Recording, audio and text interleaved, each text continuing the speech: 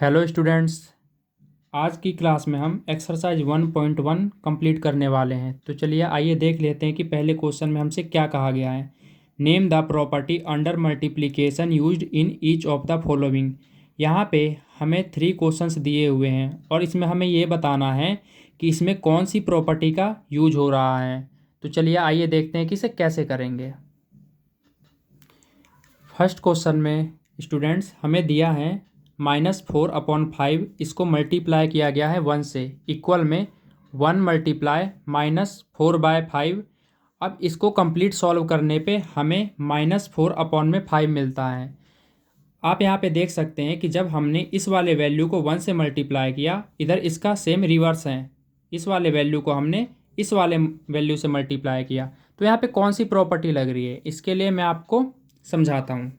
मान लीजिए इस वाले वैल्यू को मैंने ए मान लिया, ए को हमें मल्टीप्लाई करना है 1 से। सेम इसी तरीके से मैंने यहाँ पे 1 लिख दिया और इस वाली वैल्यू को हमने ए माना था और रिजल्ट हमें क्या मिलता है, ए मिलता है। इट मीन्स, कहने का मतलब ये है कि अगर किसी भी वैल्यू को अगर हम 1 से मल्टीप्लाई करते हैं और रिजल्ट हमें वो वैल्यू सेम मिलती है, जैसे कि मैंने यहाँ से ए से मल्टीप्लाई किया है 1 को, तो हमें सेम ए ही मिला है। इस टाइप की जो आइडेंटिटी होती हैं उसे मल्टीप्लिकेटिव आइडेंटिटी बोला जाता है। इट मीन्स कि इसमें 1 जो है ये क्या है, मल्टीप्लिकेटिव आइडेंटिटी है। 1 इज अ मल्टीप्लिकेटिव आइडेंटिटी। पहला क्वेश्चन होता है हमारा कंप्लीट। चलते हैं नेक्स्ट क्वेश्चन पे। सेकंड क्वेश्चन में हमें स्टूडेंट्स दिया हुआ है -13/12 इंटू -2/7 इक्वल -2/7 इंटू -13/7। अब इसमें कौन सी प्रॉपर्टी यूज हो रही है, चलिए आइए देखते हैं। आप यहाँ पे देख सकते हैं कि ये वाली वैल्यू और ये वाली वैल्यू क्या है, सॉरी यहाँ पे 17 आएगा। अब आप देखिए ये वाली वैल्यू और ये वाली वैल्यू क्या है, सेम है। इसी तरीके से ये वाली और ये वाली वैल्यू क्या है, सेम है। तो इसको मैं ए मान लेता हूँ और ए को हमने मल्टीप्लाई कर दीजिए, मान के चलिए बी से मल्टीप्लाई कर दिया हमने। इसको मैंने ए मान लिया, इसको मैंने बी मान लिया। ठीक इसी तरीके से मैंने इसको बी माना था तो मैं यहाँ पे बी लिख देता हूँ और इसको मैंने ए माना था तो मैं यहाँ पे ए लिख देता हूँ। अगर इस टाइप की आइडेंटिटी आपके पास आ जाए कि पहले ए को बी से मल्टीप्लाई किया जाए और सेम इधर रिवर्स हो जाए, बी को ए से मल्टीप्लाई किया जाए, तो इस टाइप की जो आइडेंटिटी होती है उसे स्टूडेंट्स कॉम्यूटेटिविटी प्रॉपर्टी कहा जाता है। तो मैं यहाँ पे लिख देता हूँ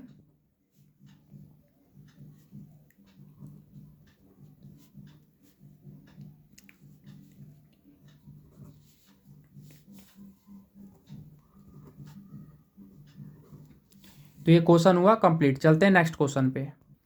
थर्ड क्वेश्चन में हमें दिया हुआ है, आप यहाँ पे देख सकते हैं कि -19/29 दे रखा है और सेकंड नंबर हमारा इसका रिवर्स है, जिसे रेसिप्रोकल भी कहा जाता है, रकमों का पलटना।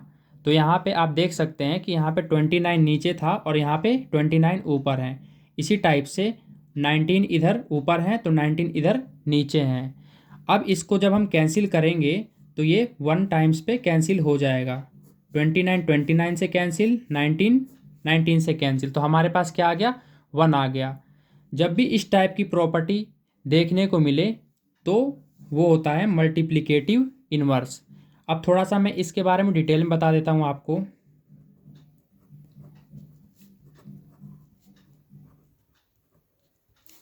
ये जो मल्टीप्लिकेटिव इन्वर्स है इसको रेसिप्रोकल भी बोला जाता है।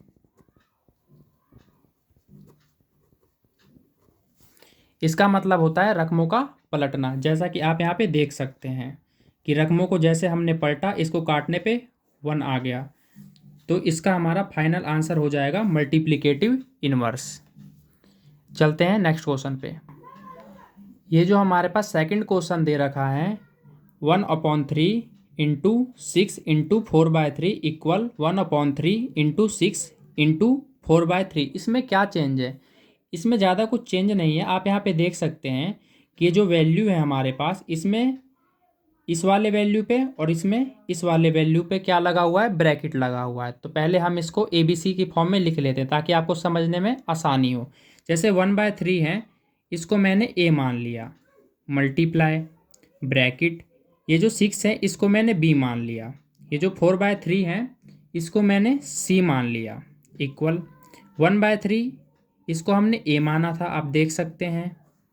6 इसको मैंने B माना था, इनटू इसको मैंने C माना था। आप यहाँ पे देख सकते हैं कि जब कभी इस टाइप की प्रॉपर्टी आपको देखने को मिले तो वो कौन सी प्रॉपर्टी होती है स्टूडेंट्स, वो होती है एसोसिएटिव प्रॉपर्टी। तो मैं यहाँ पे लिख देता हूँ,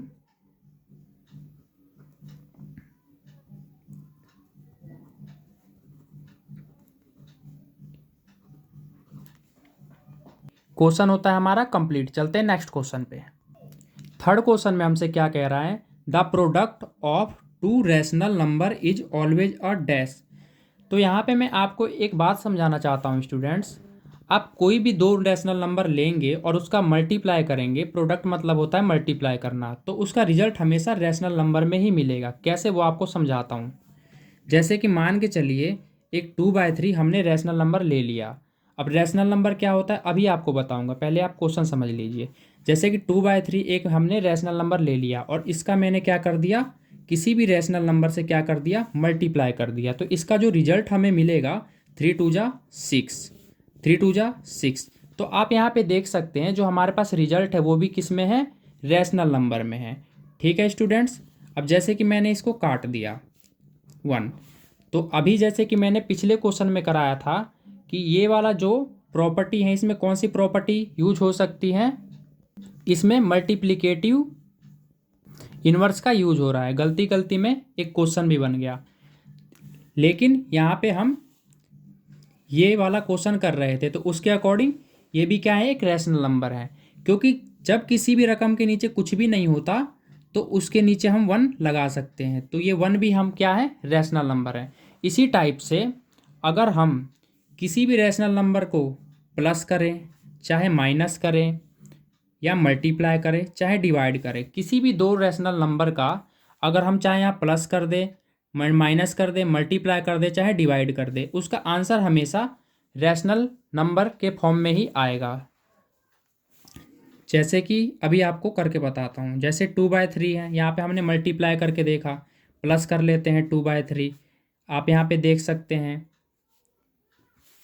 कि यहाँ पे ये रिजल्ट निकल के आ गया, तो ये भी क्या है, ये भी रैशनल नंबर है। इसी टाइप से आप माइनस या डिवाइड करेंगे तो भी रैशनल नंबर ही निकल के आएगा। अब चलिए आपको बताता हूँ कि रैशनल नंबर क्या होता है।